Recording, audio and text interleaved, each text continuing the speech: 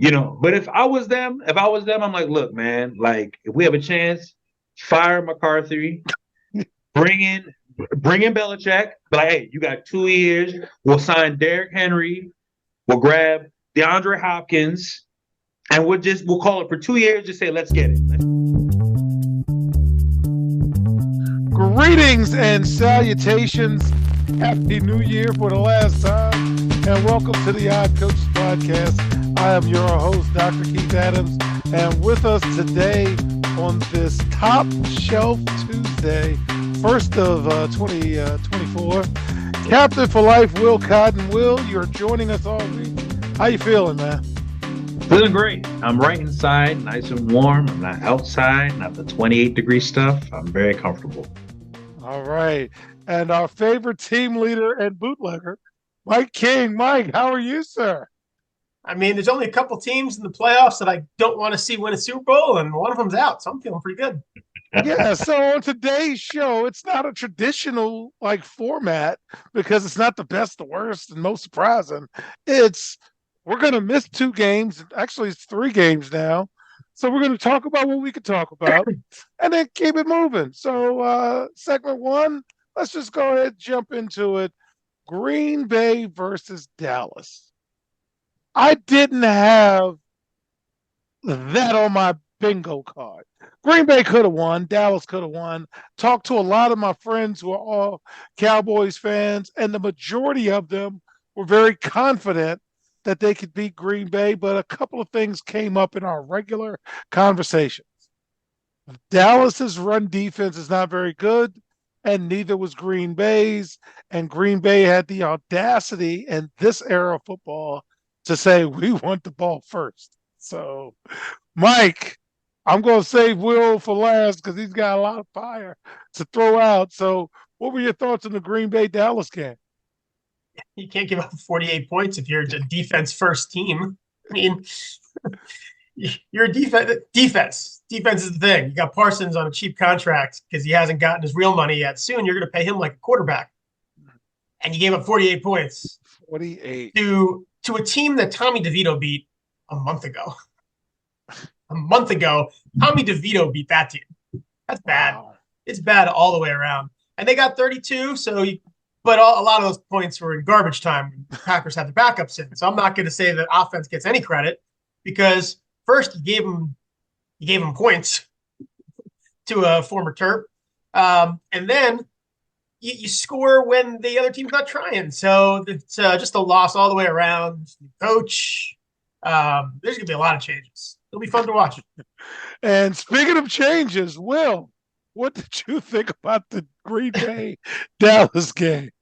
It was bad. It was bad enough you have to make drastic changes this offseason. Everywhere. You can't go back and be like, oh well, we're still, Dak's still the quarterback. And I mean, he probably is because they're talking extension, but now it's like, man, but if I was them, I'm like, look, man, like if we have a chance, fire McCarthy, bring in Belichick, but like, hey, you got 2 years. We'll sign Derrick Henry, we'll grab DeAndre Hopkins, and we'll call it for 2 years, just say, let's get it. Let's see it get this. But this was so bad that you can't even make small changes to build up. This was so bad. Like it was so bad. I hope they don't have school tomorrow because it's gonna be so bad in Dallas. It was terrible.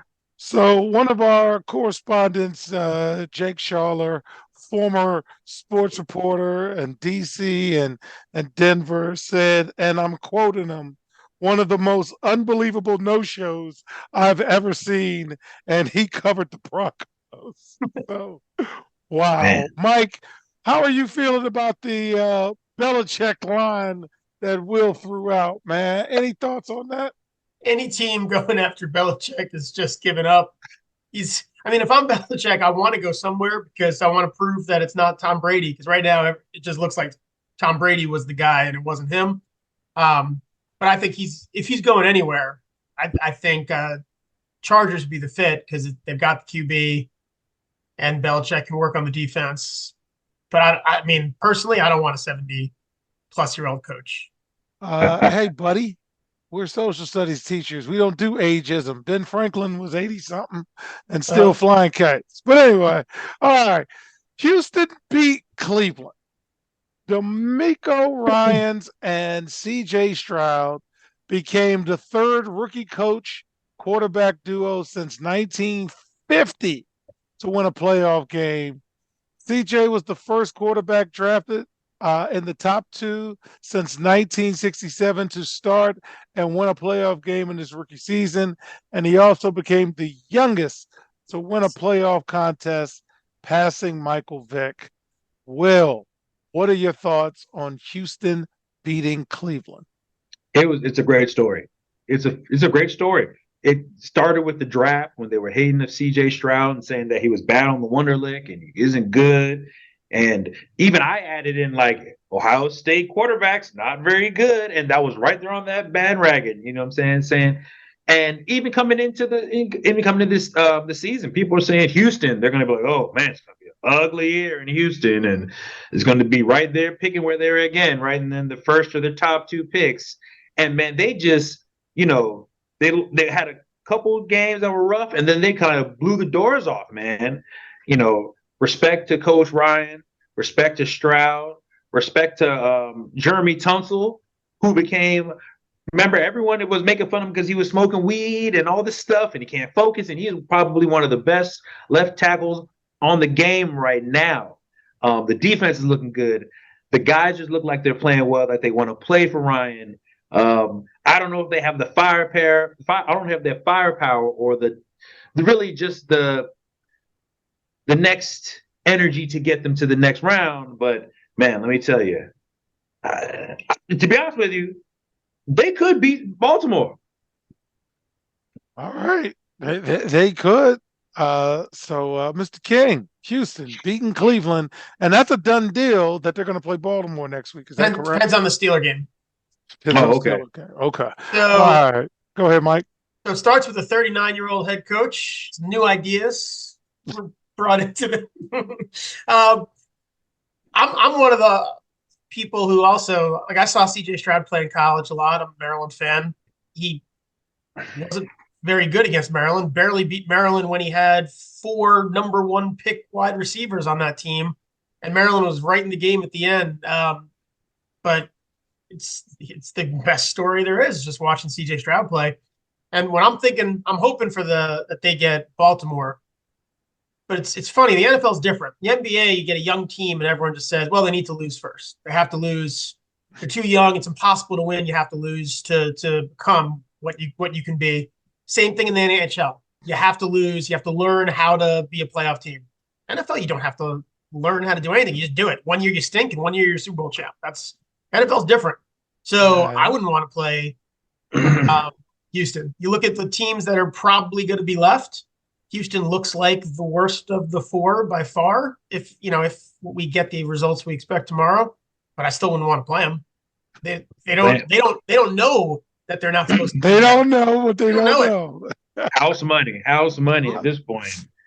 All right. So Bills and Steelers. I got to get this out of the way. And Mike, I'm going to come to you first with this. The Bills wild card game got moved to Monday at 4:30 from a Sunday 1:00 start. The move was announced at a news conference held by New York's governor, Kathy Hochul. So the governor got involved. They got winter storms coming. A travel ban is being put in place. Mike, what are your thoughts on the governor saying, hey, man, this is safety, security is our number 1 priority. We don't want our fans out there, et cetera, all the things we have said in the past in the school system about all types of stuff. What do you think about this one, man? Well, we know the NFL doesn't care about safety, so if it's going to happen, it's going to be the governor. I think any place where there's possible bad weather should be the first game. So when something like this happens, you push it back a day instead of now. If the Steelers win, they have to play the Ravens on a 6-day week, which is garbage because it's a bigger advantage for the Ravens. All they have to do is push. If this was the first game, but a game in Buffalo, in this time of year expect there to be snow. So this should be the first game on the schedule. And then if something happens, it happens. I think it's a mistake for the league to not. They're just going by ratings. They should go by Buffalo. That's always first because there's always a chance for this. Okay. So, Will, I've got to ask you that with what Mike said, did Miami get screwed? Did they get hosed? Because they had to play in like the fourth lowest degree temperature game. What do you think, man? Did the league get over so they can get Mahomes to the next round or what? Because I'm going to my conspiracy theorist last. I mean, I think morally, like Miami, who they are, you know who they are. You know what I'm saying? They beat bad teams and they lost to good teams. And now you're playing a good team who playing impossible, like your environment is crazy. Like, you know, you're like, not just is it snow, not just is it cold. It's the coldest cold that you've ever cold ever, and you're from Hawaii. You know what I'm saying? So it's like that's a big mountain to climb. What I'm saying is, it was just a perfect storm. It's just a perfect storm that hits them. You know, you lose that game.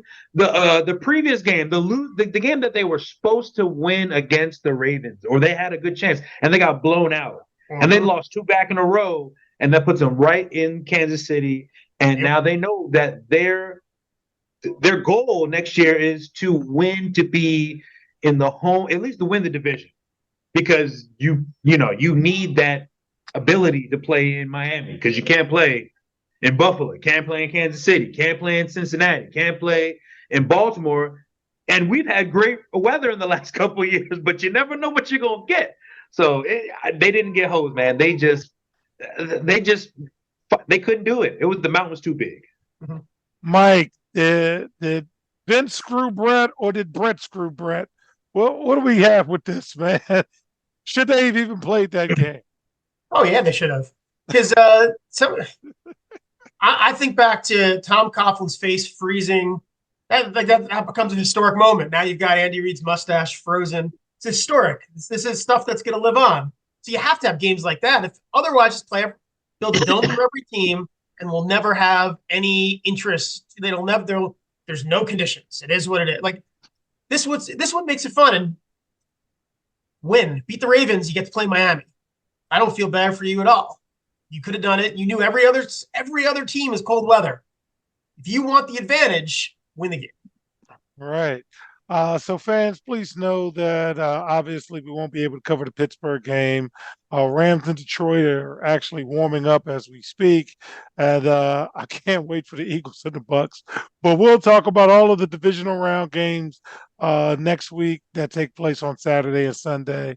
And with that, when we get back on the Odd Coaches podcast in segment 2, we're going to give some thoughts and advice on some of these coaching openings. Be right back on the Odd Coaches podcast. The reviews are in for Dr. Keith Adams' book, Finding the Balance, My Personal Journey to Academic and Athletic Success. College professor and student athlete academic expert Dr. Lisa Rubin said, "There is nothing out there like this book, so I do hope people will pay attention and give it a read." Former George Mason standout Folarin Campbell said, "Consider this book an opportunity to work directly with Dr. Adams just like I did.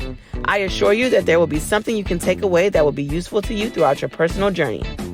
Ryan Waite, a recent college graduate who is a software engineer, said, "I like how the book is based on research, which makes it good for general students as well as student athletes." The book serves as both a memoir to Dr. Adams' 30-year academic and athletic career, as well as an instructional guide to assist student athletes, parents, coaches, teachers, and administrators navigate through the challenges of finding a better balance between academic and athletic success. The book includes over 15 personal stories and anecdotes from Dr. Adams, along with numerous former players and colleagues from a variety of sports and endeavors. You can order your copy at www.ckasaveproject.org. From the main page, simply click CKA Save Project Services and order the Find the Balance book. For more information, contact Dr. Keith Adams by email at cka@ckasaveproject.org. Welcome back to the Odd Coaches podcast in segment 2. We've got some openings on the coaching front, and we're going to start with New England and the team that beat New England twice, and their super fans sitting in front of me, Mike. So Bill Belichick got fired. I mean, there was a mutual parting of the ways, and Gerard Mayo had it in his contract to be the next head coach. What are your thoughts on the Patriots parting ways with Bill Belichick and hiring Gerard Mayo? What do you think as a Giants fan who beat Belichick twice? You're about to draft a quarterback, so it makes sense to me to have coach quarterback pairing for the future. I like that they had a plan. Clearly this was something they've had ready for weeks, months, years, whatever, because didn't take long. And again, gives this person a chance to draft the person that they're gonna that's gonna be responsible for their job, really. So I think it makes a lot of sense. All right, Will, we got a new member of the BCA, so we're going to start rooting for the Patriots. What do you think about the hire, sir? And I love it. The departure of Belichick. I mean, Belichick was like 5 years beyond where he should have been going. You know, he's the villain at the end of the day, because people were seeing that his ideas or his process was antiquated at this point.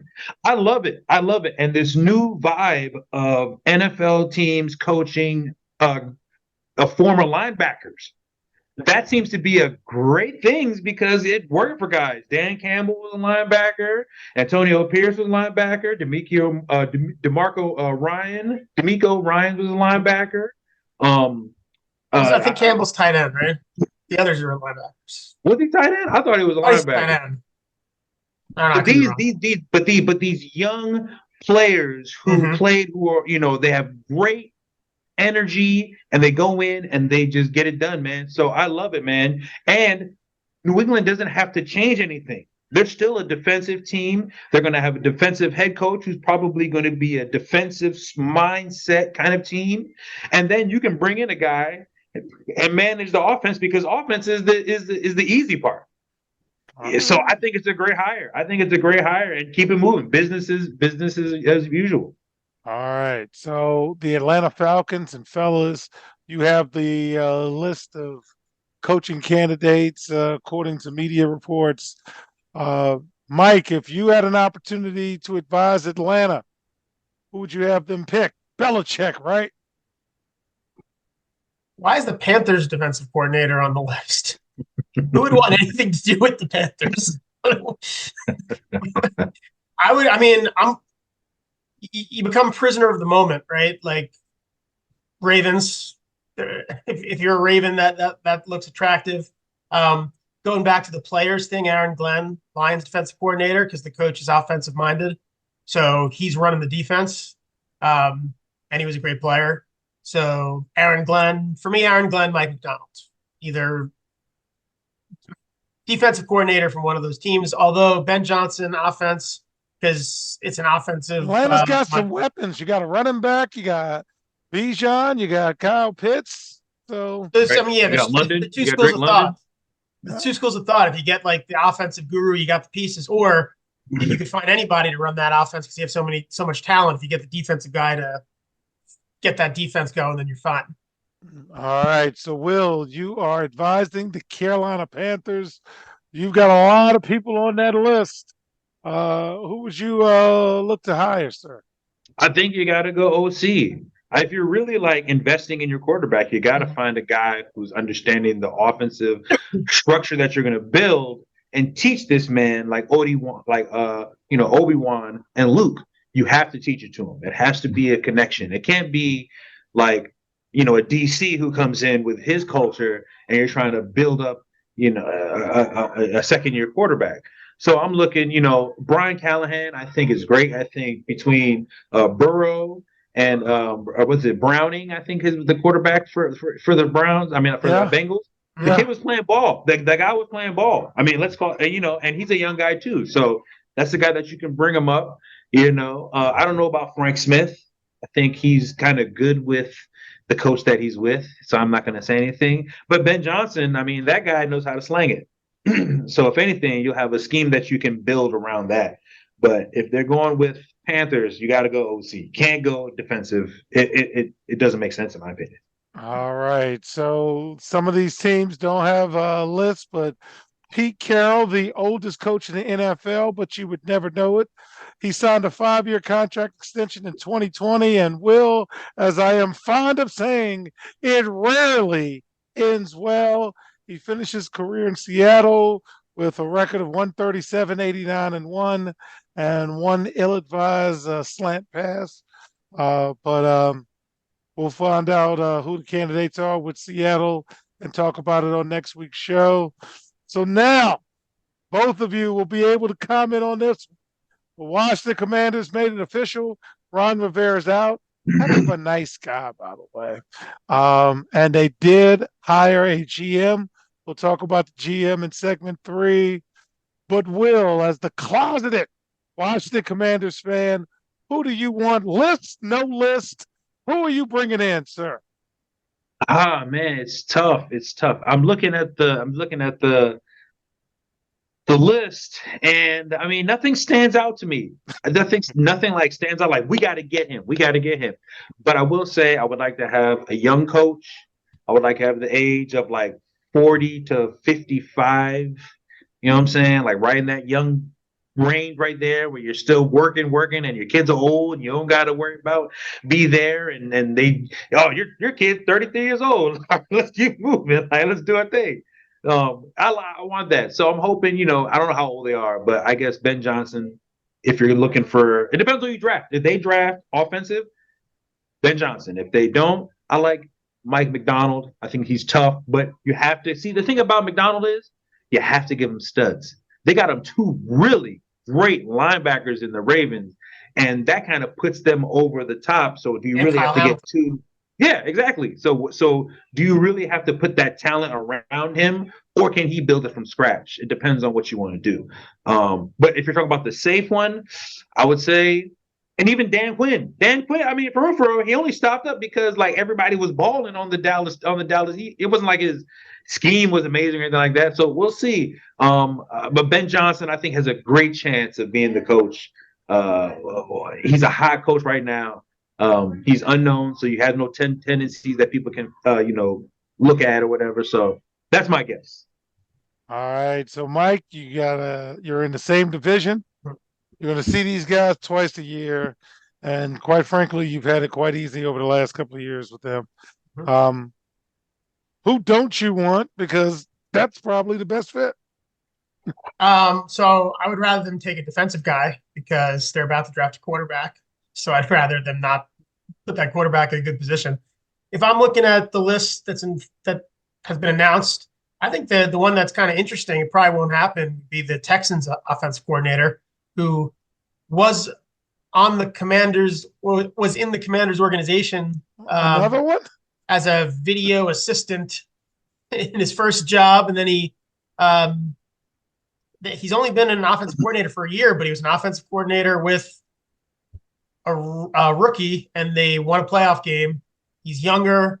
That to me, that kind of makes sense, as maybe he could do with probably Drake May what he just did. You can't draft Drake May, but that's another argument for another. They're gonna. Then it's done. Then it's before it begins. If they say Drake May, it's already done. Where are we? Josh Harris owns a bunch of teams. Devils have a dinosaur coach. Sixers, he's not super old, but they didn't go young there. So if you he hired Bob Myers, to have that youthful outlook. So there's some youthful, but not as the head coach. So I wonder if they're going to go for someone established, because that seems to be his track record for his other teams is established. I hope he's mature. I hope he's learned and he's mature now, so he can do it. Let's bring in Belichick to DC. I'm on that wagon. I want that real bad. No thanks. No thanks. Las Vegas Raiders. We're hoping Antonio Pierce gets the job, because we need all the members of the BCA we can. So we're going to move on to the Chargers. I will take the Chargers. and forget every name on this list except Jim Harbaugh. I want either Jim Harbaugh for the Chargers or, yes, Bill Belichick. Hey, that's what I'm looking for. Finally, on this list, the Tennessee Titans. Will, go ahead, take Tennessee. They got rid of Derrick Henry. Who would you bring in? Whoever it is going to be the next guy to be the right before the next guy, because they're going to be bad for a long time. So whoever it is, go in there.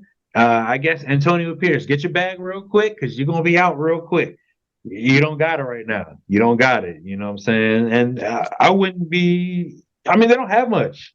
There's not really enticing. You can't bring free agents over to Tennessee. You can't really. You have to really like basically depend on draft. I mean, they've done well, but we'll see. But it's not a job that I would want. So I hope somebody gets it. Somebody's going to get the job. It's one of somebody's going to get it, but they won't be in like 3 years. They'll be a different coach for sure. 3 or 4 years. Mike, who would you take if you were Tennessee, sir? I would take Mike Kafka from the Giants so he wouldn't be a Giant anymore. How is he on that list?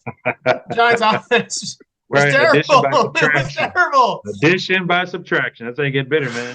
How does he get a job interview? He shouldn't even get an interview. He wasn't running the offense. Stable took over. It makes no sense. Okay. So, Faz, when we get back in segment 3, we're going to look at the GM searches and have that conversation with GMs. We'll be right back on the Hot Coaches Podcast. The CKA SAVE Project is an industry leader in advocating for student-athlete academic and athletic needs.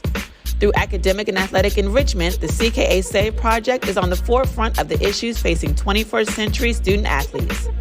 As student-athletes continue to struggle to find a better balance between academic and athletic success, the CKA SAVE Project offers academic and athletic services to support student-athlete academic success, including academic skills assessment, academic and athletic consulting, academic monitoring, academic and athletic workshops.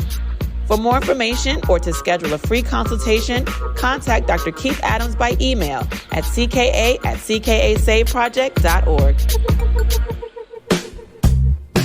Welcome back to the Out Coaches Podcast in segment 3. Let's talk about, first of all, my season-long bets. We've got a win with the Steelers. So, yay, we went to the pay window. The Jags did not take me to the pay window. Neither did the Jets or the Chargers. But Green Bay got hot, so maybe I did know something. Or maybe I didn't because Carolina didn't do it, and Washington and Seattle. So that wasn't good. Overall, for the season, I was at 40%, and I lost a whopping $65. So over 18 weeks, that's not too bad. For the spread, Will, I was 57%, so that's not bad. That's not bad. Over-unders, I was terrible, 29%. 2 plays, 43%. My 3-play money line was also 57%, and I didn't pick a lot of upsets, 14%. But all of it was done strictly for entertainment purposes only. Will, how did your regular season wrap up, sir? Not good at all. I mean, not good. I couldn't anticipate anything. But I did say the Jets were not going to be good. Unfortunately, we didn't realize to see what the true Jets really are. Once it was Zach Wilson, that was easy money. I pretty much guaranteed Washington was definitely not going to win 7 games. That was, that was very ambitious in terms of what they got. Carolina, ambitious. Seattle, I'm surprised they didn't hit that 8.5. I'm surprised they didn't hit that 9.5. That's kind of, and that's why Pete's out. The Chargers too. Not that I could not believe, but they should have easily. And Jaguars too. Jaguars should have gotten 10. But man, that's why you got to play the game. Can't just play on paper. All right, so let's take a look at these GM openings and give a little thoughts and some advice. The Washington Commanders hired Adam Peters. I actually have no problem with that hire. It is curious who they're going to bring in as a coach. So, Will, let's go back to the Raiders. Hopefully, Antonio Pierce gets the job. You're looking at the folks that they're looking at? Anybody catch your eye in terms of the Raiders GM position? And the Raiders, you got to go. I mean, when Max Crosby already basically said, you got to sign Pierce or I'm out of here. I mean, that kind of opens a couple doors. It's like, hey, should I rebuild now or should I just do what he wants to say? But knowing, the owner, I think he's smart enough. He's going to listen this time. This is the same situation they are a couple of years ago, where they had an interim coach came in after Gruden. They made the playoffs. Everybody wanted the guy to come back. And he said, no, no, no, no, no. Josh McDaniel, that's my guy. And he hired Josh McDaniel. And then he ended up in the same situation because now the interim coach is coming back. And then the players are like, bring back Antonio Pierce. So I hope he listens this time. Rarely do you get the chance of doing it twice, but this is exactly what we were in. So I hope he listens. Antonio Pierce needs to be the coach. All right, Mike, you've got the Carolina Panthers. You're not good. I'll just leave it at that. And you need to hire a GM before you hire a coach. Anybody catch your eye on this long list that we're not going to name? Yeah. Check these things out on the internet. Honestly, the Giants assistant general manager, Brandon Brown, is very, very highly thought of. I know they opened up they opened him up to an interview, because you rarely interview the assistant general manager of a team. And like all the takeaways from the media was he's going to be a GM, like that impressive. He's very, very impressive. He was with the Eagles for a while. Then Joe Shane took him, and he's been his like right-hand man. I think he's going to be a GM somewhere, and the Panthers would be a good place for him. They got a quarterback if they can make it work. They got the young quarterback. All right. So with that being said, Will, you have the Chargers. Chargers. They should be better than they are. So what direction would you go in? Strange in where the Chargers first be going. Like right now, they're in the position where they're supposed to be getting their contracts in. You're bringing in guys who are trying to win for the last hurrah, and y'all supposed to make that run. It just depends on what kind of gambler do you get as a GM. What kind of guy are you going to get to go and say, I'm ready to pay whoever needs to help us get to where we need to get, and money doesn't matter to me. Or they can get conservative and say, well, we know the long term is, Herbert's here for a while. Mike Williams, got to sign him. We're going to get rid of Keenan Allen. So they have two different ways they want to go look at it.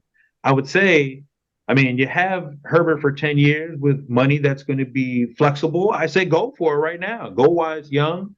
Attack it right now before people start putting the ghosts and the whispers and you can't win and you're Phillip Rivers and you can't win and this how it is, and try and win now. Go hard and do something right now. But if I'm going to take somebody, and I don't know any of these guys. I guess Brandon Brown, just because he's younger.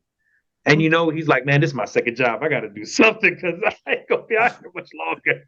So he got to make a splash. So I'll go with at least Brandon Brown. I don't know too much of the other gentlemen's, but even JoJo Wooden. Why not?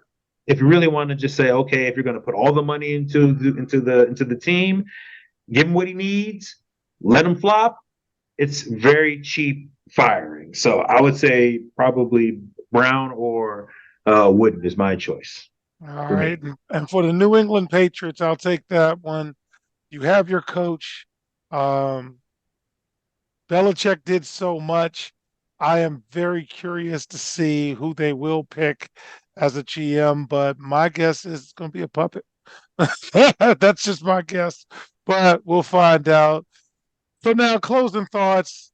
I'm a social studies teacher at my very core, and I'm been influenced by Dr. Martin Luther King, and you'll hear this all week. My favorite speech of him is not the I Have a Dream speech, but it's the Drum Major Instinct, which was done just a few months before he was assassinated. And the takeaway from that speech is everybody can be great because everybody can serve. And what do you need to serve? You need a heart full of grace and a soul generated by love. So with that said, this year, The CKA Save Project is embarking on its largest capital campaign ever to increase our annual budget so we can continue to serve as independent advocates for student athletes around the country.